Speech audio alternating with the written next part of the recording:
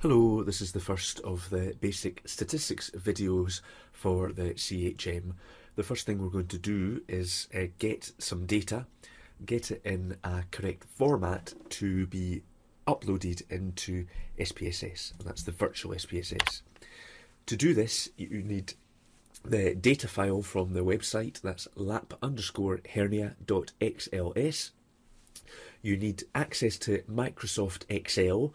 I'm presuming that everybody has access to this. If you don't, it can be done with Google Docs, which is a virtual piece of software provided by Google. Please let me know on the notice board if you need to know how to do this. And you also need SPSS, which is either your own copy of it, which is on your computer, or using the virtual hosted software which we provide. So the scenario here is that you are a training surgeon and you arrive in a new job, a new placement. You ask your consultant if he has any research projects on the go because you're interested in doing something. He says he has some great data from his laparoscopic hernia series and will email you the file so that you can crack on, analyse it and publish an interesting paper on it. So the first thing to do is to open lap_hernia.xls, and this is what I see when I open that. You can see rows of data, and in the A column there are a list that appears to be a list of variable names. PTID is patient ID, age, gender, recurrent, laparoscopic and pain score. And in each of the rows there are numbers or characters associated with that variable. The first thing to realise here is that for any statistical software, the data must be arranged with variables in the columns and cases in the rows. So in this situation, each case is a patient, and they are the patient ID refers to each patient, 1, 2, 3, 4, 5, etc. So as it stands, the way the consultant has arranged this data, it cannot be used in its current format. So the first thing to do is to transpose the data so that all rows become columns. This is very easy to do. You just select the data, and you can see there's 50 patients here altogether. Copy it, so I'm right clicking and copying, and then I'm just going to click onto a new sheet, so sheet 2, and then I'm going to paste it, and depending on which version of Excel you're using will depend on how you do this, but you'll be looking for paste special, and in paste special you want to click on transpose. Now this is Excel 2010, so it's all very fancy, but even in the older versions you can do this as well. So if you click transpose, it automatically arranges the data for you with column headings here: patient ID, age, gender, recurrent laparoscopic, pain score. These are all variables, and then starting at row 2, these are all cases, these are all individual patients. So you have patient 1 who's 77, male, appears to have had a recurrent hernia performed laparoscopically, and his pain score measured afterwards was 0.7. Okay, so you now have sheet 1 and sheet 2, so the next thing to do is to delete the data in sheet 1. So right click on that and delete, just so you aren't confused. So now in this Excel spreadsheet you only have one sheet of data. So I'm going to save this, save as, and I'm going to save it on my desktop in a folder that I've made called ChM, and I'm going to call it lap hernia. If you're saving it in the same folder that you have your old one in, then call it something different. So I'm just going to call it lap hernia, save. So the next thing is to get your version of SPSS up. So hopefully you've got the Citrix application server up and running,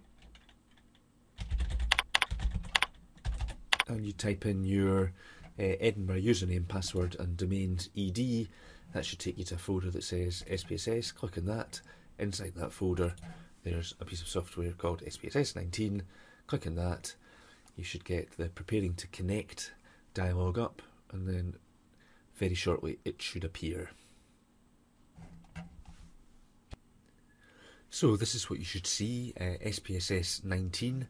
You can double click on more files here. Now it will try and open a file in your folder on the university server itself. So my university username is eharris1, so this is where it first looks. Your file that you want is on your own hard drive in your own computer. So you need to go to computer and local disk, and for most of you that will be C, and then it will ask you, do you give permission for this to access your computer? And you say yes, full access, but always ask me.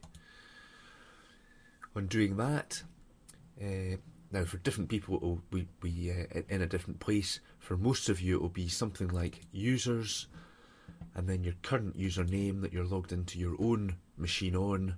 I'm just logged in as administrator. It's a wee bit slow doing this. And when you're through that, I've gone too far. When you're through that, then I'm in the desktop and ChM. And I now click on to XLS files, and there I am, laphernia.xls. So it knows that you're opening an Excel data source. The first thing is it asks, do you want to read variable names from the first row of the data? If I just bring this back up, then you'll remember that the first row of our data, row 1, has variable names. So we want to click yes for that. It's saying sheet 2, A1 to F1, and in general that'll be right. We were sheet 2 because we deleted sheet 1, and we're down to row 51 and column F, so that's correct as well. This will almost always be correct. So you can click OK. And here you have your first data in SPSS. So as you can see, you have your 6 variables: patient ID, age of the patient, gender of the patient, whether the hernia was recurrent or not, whether it was laparoscopic or not, and the pain score. You can see that the patient ID goes up between 1 and 50, that the ages are as you would expect.